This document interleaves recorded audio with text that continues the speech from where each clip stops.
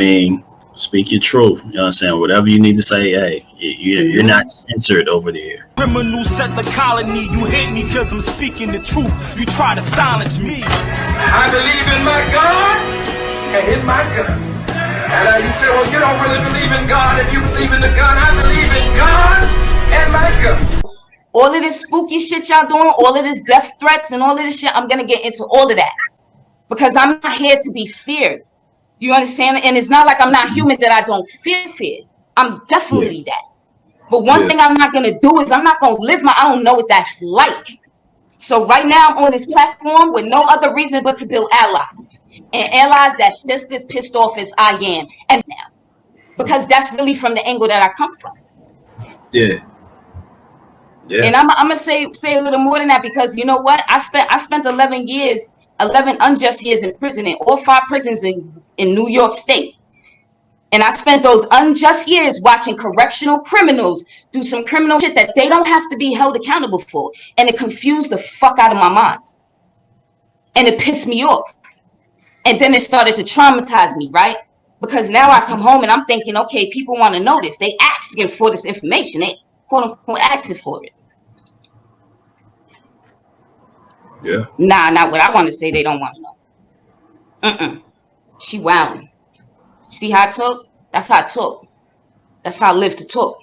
That's how I'm going to talk anywhere that I am, whether in the can or not in the can, whether wherever. Because that's all we have is our First Amendment rights. Like people sit out there and they post up, right? For their Second Amendment rights. Your First Amendment right is just as powerful, right? Just as powerful. Because if it wasn't, what I have to say, I'm just chatting, right? We all just really chatting. But if there's something to what I'm saying, and in my experience, I could point to it. Ask me anything, I'll tell you about it. I can't even stay on one topic. That's how jumpy I get, because there's so much to the system. It's not one piece. And then I get this energy because, you know what, at the end of the day, I know I'm talking to you and us, but I know I'm mostly talking to these motherfuckers. And they not here for the right reasons. Yeah, they trust me. They in the building, you know what I'm saying? All the trolls, because not everybody comments, you know what I'm saying? The viewership, there's a lot of people that just looking to see what's going on. A lot of those are trolls, police officers, or whoever. You know what I mean? So yeah, you know, I'm already here. So talk about your full like arrest like experience. You know, so I don't know if you went to trial first or you know, like talk about that whole experience and then what happened, you know, once you were in jail or in prison, stuff like that. So, you know, if you want to share your experience. All right. So, like I said, there's a difference between jail and prison. So, some people, if they could afford to bail out, like everybody gets offered a bail. I mean, not everybody, but most people get offered a bail. Depending on the severity of crime, you might not get offered a bail, right?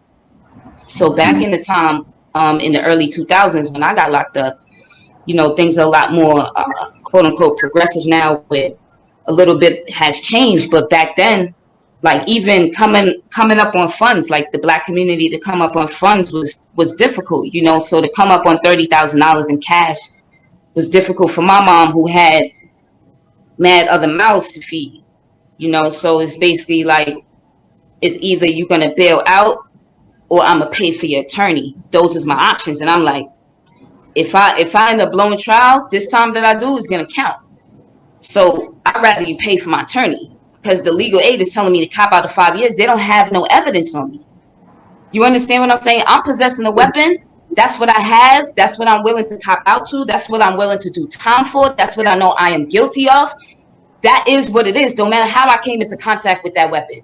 You understand what I'm saying? But the fact of the matter is that this became a different kind of situation. It's not that I wanted to go to trial. Is that you're not going to put me on, you're not going to put on me something that don't belong to me just because you want me to help you do your motherfucking job. Like, that's not my job. I don't care what nobody say, but this is how it go when you don't this and this and that. No.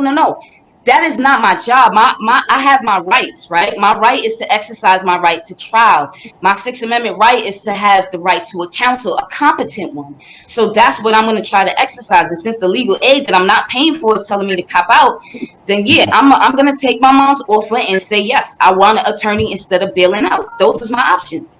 For some people, they have it, they family have it, maybe they have property, a vehicle or a house they could put up on it. None of those was my situations. I came straight from poverty, so that's what my circumstance was. Nevertheless, though, I understood my circumstance in the sense that I had a little bit of college education. I was already getting back on the right track. And because I'm in jail, don't mean I'm going to stop that. So, you know, education became my ultimate goal. You know, and I just continued on to that trajectory. I continued on to that goal. Nobody's going to make me be a criminal just because they had me handcuffed and shackled. You understand what I'm saying? Like, if they offer in school, I'm going to take school because that's who I am. And that's just what it is. And so I say that to say, because it's like,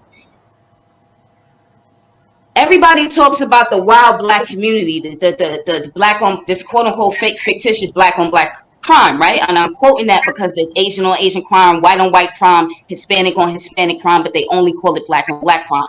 Crime is going to happen where you're in close proximity to anybody, right? And that's not just coming from some shit I heard on YouTube or read. It's literally come like facts. Nah, like on some G shit. I want everybody to know this. The perspective that I come from and why I have sometimes so much anger, so much rage, and I might hop to different topics is because I'm coming from the perspective of somebody who was a former gang member, right? One. Then I got kicked out of school when I was trying to change my life around. Then I got the nerve to get kicked out of school and then to get into a college without a GED. So that's where I was at prior to getting arrested, even though I still hung out with whoever I was affiliated with. It is what it is, right? And that's how you get guilty by association. So that's what lands me in prison, guilty by association. Doesn't change where I was trying to go in my life. And so the idea that I could sit here and change my whole life around in prison, I'm going to fast forward just a tiny bit. I'm going to change my whole life around in prison in terms of going in there without a GED, get a GED, get an associate's degree in liberal arts from one of the top 5 prestigious college in New York, if not in the US.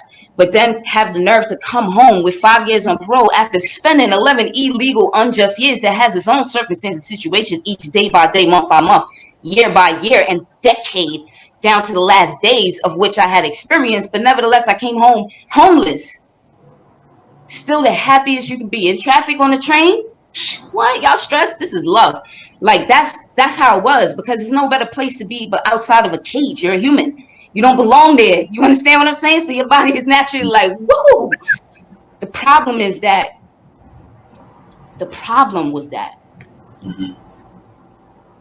I'm still a criminal in the eyes of all of these people, right? I didn't just do my time to come home now and just be a citizen, have my full rights restored, or even at least at bare minimum, just serve my time and not have to go and be on 5 years of invisible chains that creates an invisible disability.